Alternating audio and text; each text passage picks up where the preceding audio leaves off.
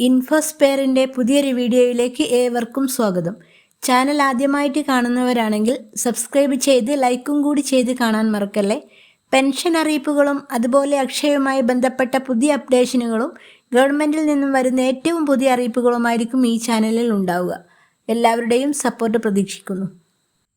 സംസ്ഥാനത്തെ സാമൂഹ്യ സുരക്ഷാ പെൻഷൻ ഗുണഭോക്താക്കൾക്ക് ആശ്വാസമായി വരുമാന സർട്ടിഫിക്കറ്റ് ഹാജരാക്കാനുള്ള കാലാവധി 6 മാസം കൂടി നീട്ടിയിരിക്കുകയാണ്. ധനകാര്യമന്ത്രി KN ബാലഗോപാലാണ് ഈ വിവരം അറിയിച്ചത്. നിശ്ചിത സമയത്തിനുള്ളിൽ സർട്ടിഫിക്കറ്റ് നൽകാൻ കഴിയാത്തവരുടെ പെൻഷൻ തടയരുതെന്ന് വകുപ്പിന് കർശന നിർദ്ദേശം നൽകിയിട്ടുണ്ട്.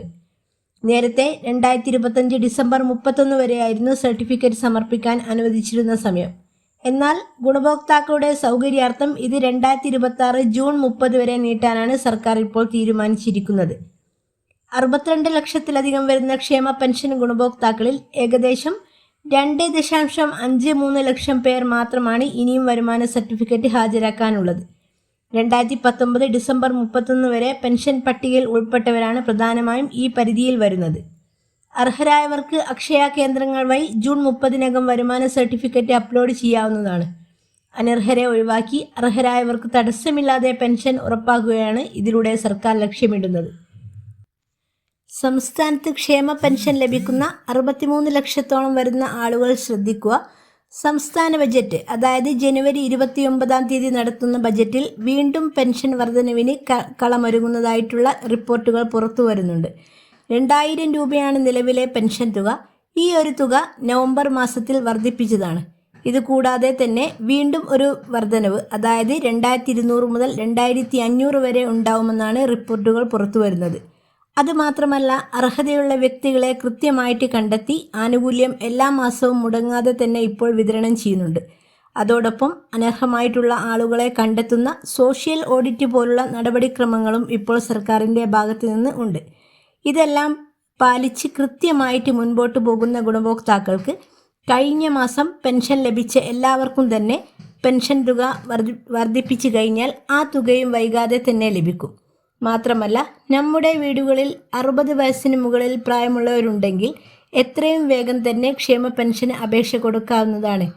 വിധവകളായിട്ടുള്ളവർ, അതുപോലെ ഭിന്നശേഷി നേരിടുന്നവർ, കർഷക തൊഴിലാളികൾ, അല്ലാതെ തന്നെ APL BPL വ്യത്യാസമില്ലാതെ ക്ഷേമ പെൻഷൻ പദ്ധതിയിലേക്ക് അപേക്ഷ വെക്കാവുന്നതാണ്. ഈ പെൻഷനുകളൊക്കെ ലഭിക്കാൻ സർക്കാർ പറയുന്ന കുറച്ച് മാനദണ്ഡങ്ങൾ കൂടി നമ്മൾ ശ്രദ്ധിക്കണം. അതായത്, നമ്മുടെ വീട് 2000 സ്ക്വയർ ഫീറ്റിന് മുകളിലാവാൻ പാടില്ല. ഗുണഭോക്താവിൻ്റെ പേരിൽ 4 ചക്ര വാഹനം, അതായത് 1000 cc മുകളിൽ വരുന്ന എൻജിൻ കപ്പാസിറ്റിയുള്ള വാഹനം ഉണ്ടാവാൻ പാടില്ല.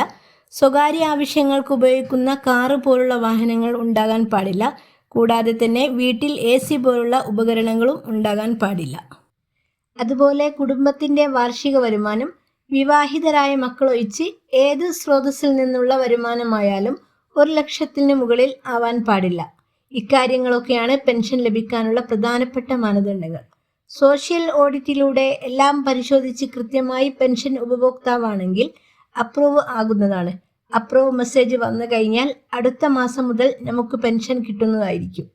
നിലവിൽ വിധവാ പെൻഷൻ, അവിവാഹിത പെൻഷൻ വാങ്ങുന്നവർ പ്രത്യേകം ശ്രദ്ധിക്കുക. പുനർവിവാഹം ചെയ്തിട്ടില്ല എന്നുള്ള സർട്ടിഫിക്കറ്റ് വർഷം തോറും ഹാജരാക്കേണ്ടതുണ്ട്. അതിൻ്റെ പോർട്ടൽ ഇപ്പോൾ ഓപ്പൺ ആണ്. അത് മറക്കാതെ തന്നെ ചെയ്യുക. അത് ചെയ്യാതിരുന്നാൽ അടുത്ത പെൻഷൻ അടുത്ത മാസത്തിലെ ഗഡുത്തുക അവർക്ക് കിട്ടുന്നതായിരിക്കില്ല. കൂടാതെ മസ്റ്ററിംഗ് ടൈം ആയവർ കൃത്യമായിട്ട് മസ്റ്ററിംഗ് ചെയ്യുക.